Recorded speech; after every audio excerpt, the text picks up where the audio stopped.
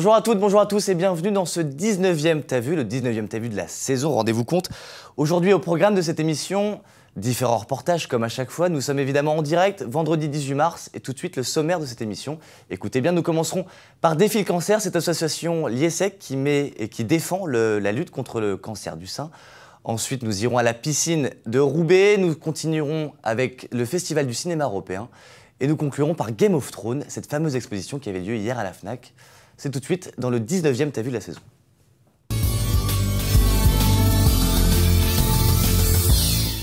Je vous le disais donc, Défi le cancer, cette association l'IESEG qui défend la lutte contre le cancer du sein.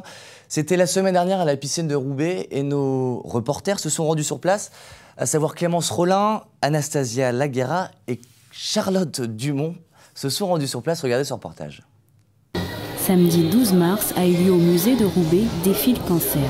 Ce défilé organisé par des étudiants de l'IESEG a pour but de rendre à des femmes atteintes du cancer du sein la part de féminité que la maladie leur a ôtée. Au nombre de 12, elles sont issues de l'association Emeraude qui les accompagne durant et après la maladie. Au même titre qu'Emeraude, Défi le cancer propose à ces femmes des activités de bien-être. Toutes ces femmes, on leur propose des activités de sophrologie, musicothérapie, même de la création de bijoux. Et bien sûr, donc, le but final, c'était le défilé.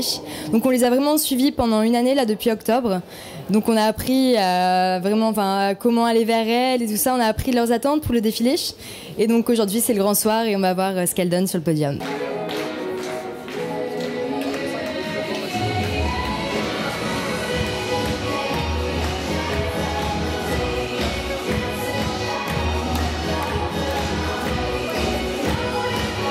Ce qu'on veut, c'est vraiment toucher le plus de monde par rapport au cancer du sein, qui réalise que les femmes, ça reste des femmes avant tout et qu'ils ne voient pas ces femmes comme des femmes malades, mais vraiment des femmes qui assument leur féminité et qui iront jusqu'au bout contre la maladie. Les mannequins ont été habillés et maquillés par différents partenaires de Défi le cancer, tels que Camailleux, Yves Rocher ou encore une styliste de la région qui leur a créé des robes sur mesure. Grâce à la boutique Si Belle, elles n'ont pas hésité à défiler en maillot. Catherine, sa gérante et victime d'un cancer du sein il y a 5 ans, propose des produits adaptés à la maladie. En fait, j'ai eu un manque terrible au niveau des sous-vêtements, un manque de féminité. J'ai pas trouvé en fait les choses que je mettais auparavant. Donc, en étant licenciée pendant ma maladie, il fallait que je rebondisse. J'ai eu cette idée-là et en fait, dans un seul endroit, je réunis tout ce que la dame opérée a besoin. Prothèse mammaire, capillaire, sous-vêtements, maillot de bain, tenue de sport. Et je trouve que c'était très important aussi de voir ces dames un peu plus dénudées que ce qu'on peut voir lors du défilé et montrer qu'il y a de très belles choses et qu'en fait, on peut vraiment être en maillot de bain et des gens autour de nous ne s'aperçoivent de strictement de rien. Une expérience unique qui a permis à ces femmes, souvent en manque de confiance, d'oublier la maladie le temps d'un instant, cette maladie qui les a unies au travers de diverses activités. Forcément, pendant les traitements, on n'a pas envie de se maquiller, on n'a pas envie de s'habiller, de bien s'habiller, mais petit à petit, ça revient et on redevient entre guillemets comme avant. C'est important effectivement de rester sexy, rester femme et pas se laisser abattre et mettre les mêmes vêtements toute la journée, tous les jours, tous les mois de l'année. Donc voilà. C'est très vivant, c'est formidable.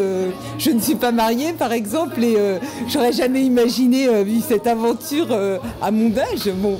On a fait de la chanson, de la sophrologie, de l'aquabike et puis les cheveux repoussés. J'ai déposé ma perruque il y a 2 jours, vous voyez. Donc tout ça, c'est des avancées. Entre 300 et 400 personnes ont répondu présent à cet événement. Les dons récoltés seront partagés entre la Ligue contre le cancer et l'association Emeraude. Ces mannequins d'un soir ont ému et fait sourire. Dans ce lieu unique, même les sculptures ne seraient pas restées de marbre.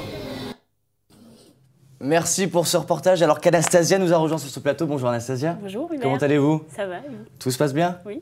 Donc c'était une question qui se pose. Était-ce la première édition de ce défilé finalement? Alors non, parce que Défi le cancer existe depuis 2008, ça a été créé au sein de l'IESEG, donc cette année c'était la 8e édition. Connaissez-vous le concours d'éloquence qui avait lieu à Dunkerque la semaine dernière? Non, pas du tout. Eh bien, regardez, Thomas Delphi s'est rendu sur place, regardez. Samedi 12 mars a vu se dérouler à Dunkerque la demi-finale d'un concours d'éloquence organisé par le Rotary Club. Ses participants sont de jeunes lycéens dont certains profitent de l'occasion pour exprimer leur opinion et leur vision des choses. Donc les quarts de finale, on a dû repasser tous sur un premier sujet qui était libre, qu'on avait tous choisi. Et ensuite, on nous a donné un sujet imposé. On a eu une demi-heure pour le préparer. Et il fallait tenir entre 3 et 5 minutes dessus. Alors mon sujet libre, c'était la vie est un puzzle. C'était une métaphore de la vie que j'avais fait, c'est la façon dont j'appréhende la vie. Quelque chose qui dit un peu qu'on est tous des pièces de puzzle et qu'on cherche tous les personnes avec qui s'emboîter et que l'important c'est pas que le puzzle il soit plus grand mais plus beau en fait. Pour la demi-finale, pas de sujet libre mais un unique sujet obligatoire pour tous. Peut-on tout pardonner? Un vaste thème qui a fait cogiter ces 12 jeunes têtes pendant plusieurs dizaines de minutes avant de leur permettre de s'exprimer devant le public. Si tous avaient leur propre avis sur la question, un événement est souvent revenu à la pluie, celui de l'attaque du Bataclan qui a secoué la France entière.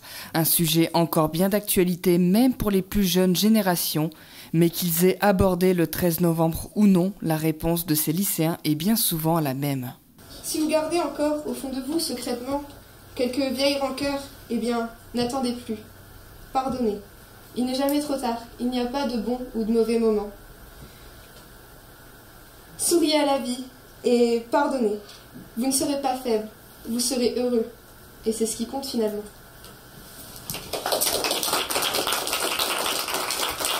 J'ai essayé de faire quelque chose d'assez personnel. Parfois ça marche, parfois pas du tout. J'espère que ça va payer. Et puis même si ça paie pas, de toute façon, j'ai dit ce que j'avais à dire. J'ai dit ce que j'avais envie de dire. C'est quelque chose des choses qui viennent du cœur. Et c'est ce que j'avais envie de faire de toute façon. Des voix parfois hésitantes, des mains qui tremblent face aux membres du jury. Un concours très simple qui rappelle que ce n'est pas toujours le plus cultivé qui arrive le mieux à convaincre son public. Maintenant c'est concours d'expression orale. Avant c'était vraiment concours d'éloquence. Et c'est-à-dire qu'on comptait surtout sur des envolées lyriques et les connaissances personnelles. Et vraiment c'était du ramenage de science entre guillemets. Et maintenant même ceux qui ont peut-être moins de culture peuvent gagner son cours par leur façon de parler. Quant aux gagnants de cette journée, Mario Flore, il patiente désormais pour la grande finale du concours d'éloquence qui se produira prochainement à Abbeville. Bonjour Thomas. Bonjour Hubert. Vous êtes donc à l'initiative de ce reportage. Beaucoup de monde pour ce sujet très concernant tout de même. Oui, tout de même, je dirais une trentaine de personnes. Ouais, non, mais un sujet très, très bouleversant puisqu'on parle du Bataclan et ce genre de choses. Ah, ça m'a permis de voir en tout cas ce que pensent les jeunes générations de l'histoire du Bataclan, qui reste quand même un sujet très, très d'actualité. Il y avait quand même parfois des voix un peu secouées, si je puis dire.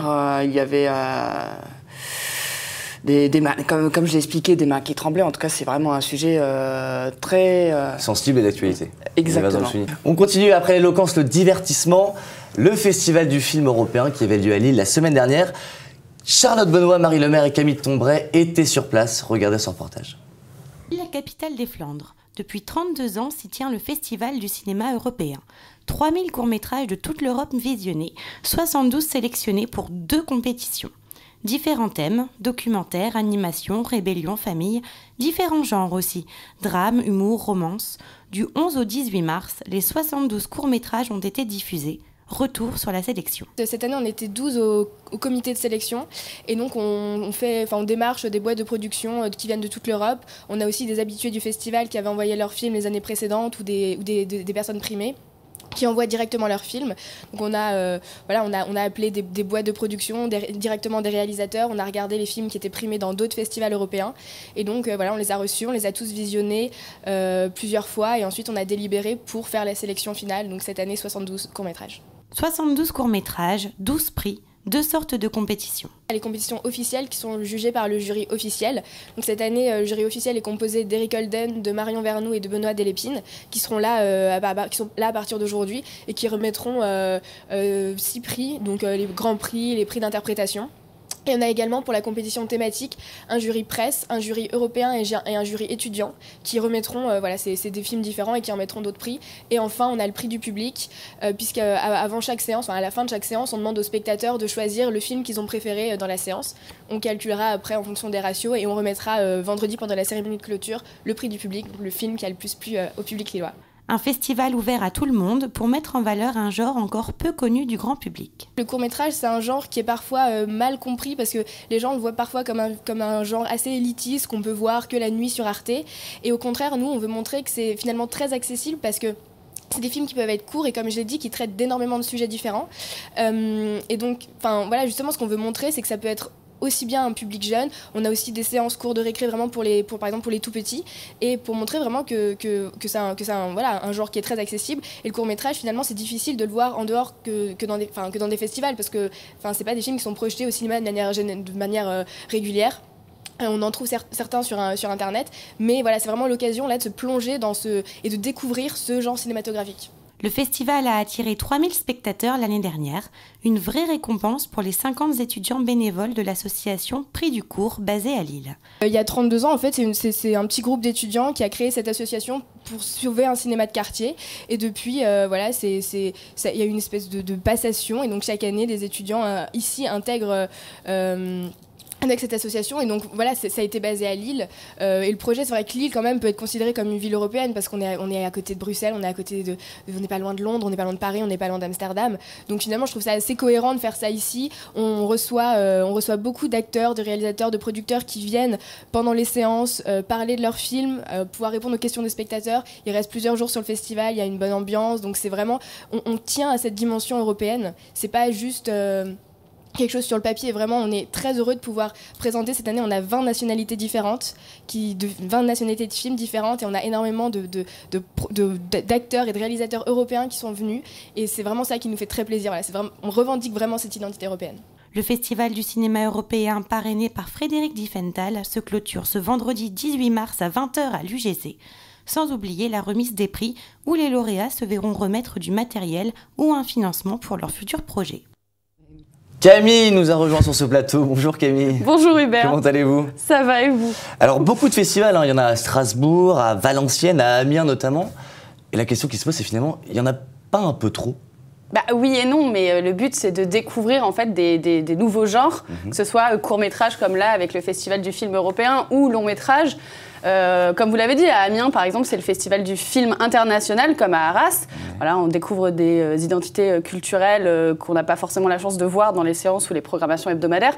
Donc, ou à Strasbourg aussi, il y a le festival du film fantastique. Le but, c'est de découvrir des nouveaux genres et des films qu'on n'a pas l'habitude de voir. Donc oui, chaque genre peut avoir un festival, ce qui fait qu'il y en a quand même pas mal, mais bon, il y en a pour tous les goûts. Et il en faut. Tout à fait, Hubert. La diversité, la culture, c'est très important, n'est-ce pas? Évidemment. Merci Camille. De rien, Hubert. Merci beaucoup. On continue avec le divertissement, avec le cinéma, avec les séries. Et les fans de Game of Thrones vont apprécier, puisque le trône de fer, le fameux trône de fer, était exposé à la FNAC. Nos reporters se sont rendus sur place. Vina Nodin, Laurie Ouchou, elles y étaient.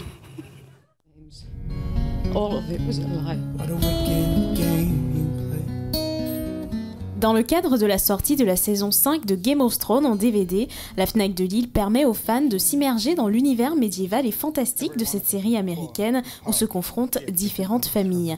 La société de production et de distribution Warner a confié pour une dizaine de jours à la Fnac de Lille l'unique reproduction du Trône de Fer. L'occasion pour les férus de Game of Thrones de s'installer sur l'emblématique trône et d'enfiler le mythique manteau de Jon Snow. I choose violence. J'ai vu un article en fait sur Facebook qui avait été rédigé par France Bleu je crois. Et du coup j'ai quand même directement venu quand même parce que bon je suis assez fan de la série, du coup je voulais voir quand même le trône. Alors en fait j'ai un pote sur Facebook qui a carrément mis une photo et je lui ai demandé directement où est-ce qu'il avait prise en fait. Il m'a dit bah c'était la Fnac. Et vu que je suis un fan depuis peu, donc je me suis décidé à venir prendre une petite photo avec le Trône de Fer. Et donc j'ai vu un article sur 20 minutes sur le site et j'ai tout de suite foncé dans le magasin quoi. Et je trouve ça bien, ça attire les gens et pour la Fnac je pense que c'est une bonne pub aussi. Voilà.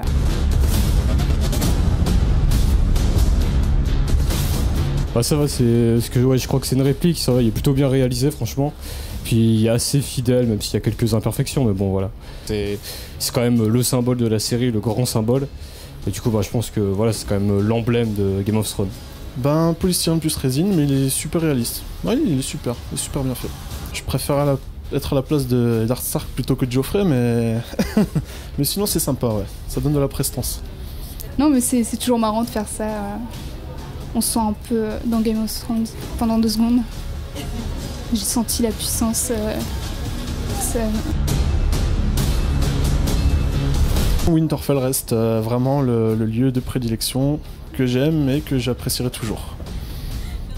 Du coup, ça fait un petit 2 mois que j'ai commencé à regarder la série. Début de saison 4, donc pas de spoil s'il vous plaît. Donc ouais, plutôt Lannister, on va dire.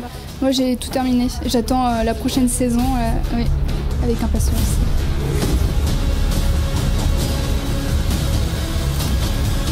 Dans un souci de ne pas spoiler, nous avons préféré biper cette séquence.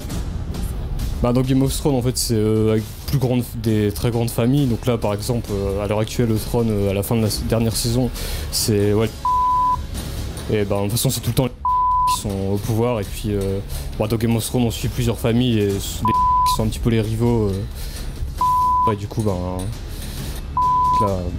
pour moi, ils sont un peu mal, mais voilà. La 6e saison de cette série phénomène, adaptée des romans de George Martin, commencera le 24 avril prochain. En attendant, les Lillois ont jusqu'au 21 mars pour se prendre en photo sur le trône de fer. Le fameux trône de fer. Alors oui. que Vina est avec nous. Bonjour Vina. Bonjour Hubert. Vous allez bien? Très bien, et vous?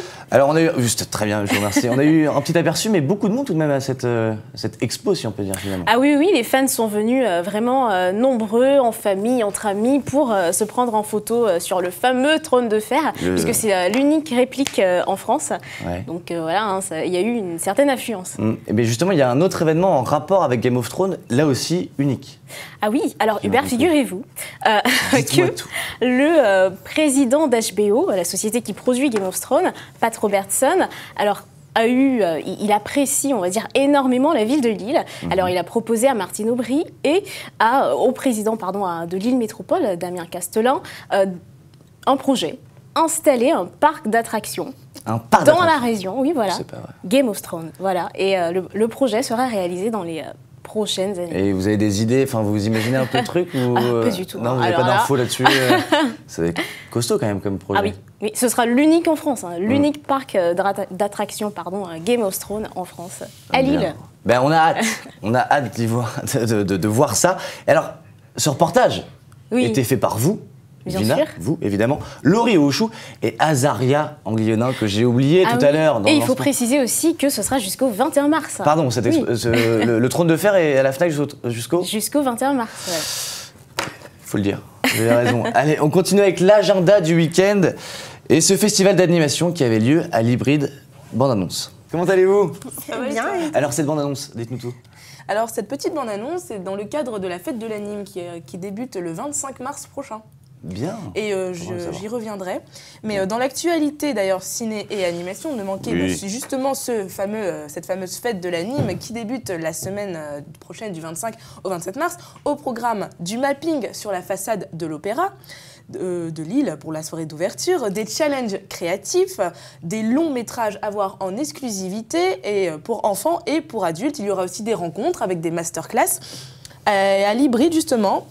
À l'occasion de la fête de l'anime, vous venez à la rencontre de Vincent Patard et Stéphane Aubier, qui sont à l'origine du petit film que vous avez vu en début de chronique, lors de la première masterclass. Donc l'Hybride se trouve rue Gosselet. Donc rue Gosselet, c'est là où il y a les Grilles Rouges, le parc des Grilles Rouges, Jean-Baptiste Lebas. Le fameux Jean-Baptiste Lebas. Le fameux parc Jean-Baptiste Lebas. Au bout du boulevard de la Liberté, là-bas. Exactement, et c'est la 12e édition de la fête de l'anime. Et ça se passe principalement dans les villes de Lille, Tourcoing et Valenciennes. Mais surtout, ce n'est pas tout. Dites-nous tout dans le cinéma, dans la programmation de nos petits cinémas lillois, venez découvrir Fitzbauer en avant-première, ce dimanche à 11h15. Pour la petite histoire, pour sauver son pays, il faut savoir le trahir. C'est la fameuse phrase du synopsis du film. Donc voici l'histoire de Fitzbauer, un juge allemand, qui apprend qu'Adolf Eichmann, un nom connu pour le procès relaté par Hannah Arendt sur la banalisation du mal. Donc Fritz Bauer apprend qu'Eichmann est caché à Buenos Aires. Et alors que les tribunaux préfèrent tourner la page et ne pas le soutenir, ils décident alors de faire appel au Mossad, les services secrets israéliens. Les fameux. Exactement. Voilà.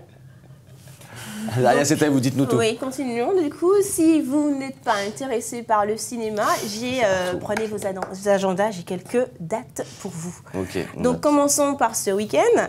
Le guide étudiant de Grand Lille fête sa 43e édition en fanfare. Près de 300 pages divisées en plusieurs rubriques avec des adresses que les étudiants de l'EDEC ont testées pendant 1 an. Au programme, concerts, dégustations et escape game sont prévus tout le week-end. Escape game. Oui, escape game. Le village est ouvert donc samedi de 10h à 22h et dimanche de 10h à 18h, place de la République à Lille, bien sûr. Si vous voulez découvrir l'escape game, il va falloir. Mais je suis vachement curieux du coup. Donc ce week-end, toujours l'association Cultivez-vous propose ce samedi un jeu de piste à Oisem. Le but, réduire à néant les clichés que peuvent avoir les gens sur Oisem, mais surtout faire découvrir le quartier au travers du street art et du patrimoine. Pour y participer, rien de plus simple, il suffit de se rendre sur la page, le site internet de l'association et de remplir le formulaire. Il faut compter 2 € par personne pour l'inscription. Poursuivons, Titeuf est aux Beaux-Arts. Oh, il est là, lui, oui. Le fameux Titeuf, Titoupette. Donc, pour la 3e édition de l'Open Museum, Zep, le papa de Titeuf, est l'invité des Palais des Beaux-Arts. Le dessinateur propose une relecture de l'histoire de l'art et du musée en ponctuant le circuit du visiteur de dessins inédits, de projections et de surprises. Ouvert à partir d'aujourd'hui jusqu'au 31 octobre, vous pouvez y accéder le lundi de 14h à 18h et du mardi au dimanche de 10h à 18h. Bien. Enfin, c'est noté. Un jardin écolo au cœur de Lille. La ville de Lille a choisi d'ouvrir au public un jardin écologique niché au cœur du Vieux-Lille. Une belle surprise. 2 hectares de nature jouxtent les jardins ouvriers et sont traversés par un cours d'eau méconnu appelé la Tortue. La Tortue, pourquoi? Je ne sais pas. C'est bien de l'avouer en tout cas. Voilà. C'est beau. Ce jardin écologique qui était un site préservé jusqu'en 1923 sera de nouveau accessible à compter du dimanche 22 mai. J'avoue, c'est un peu loin, mais c'est une date à noter. Dans le cadre de la fête, évidemment, de la nature. Mais d'ailleurs, le 22 mai, à Zaria, il ne faut pas oublier qu'il y aura aussi le Colormirade. En effet. Alors la fameuse course de 5 km durant laquelle on vous jette de la peinture de toutes les couleurs dans le cadre de faire une bonne action. Ce sont 2 dates donc à noter. Donc c'est la fin de cet agenda, merci, et on se retrouve la semaine prochaine pour de nouveaux rendez-vous. Merci Laurie. Effectivement, on se retrouve la semaine prochaine, comme vous l'avez dit, pour le 20e T'as vu de la saison. Très bonne semaine à vous, à la semaine prochaine. À la semaine prochaine.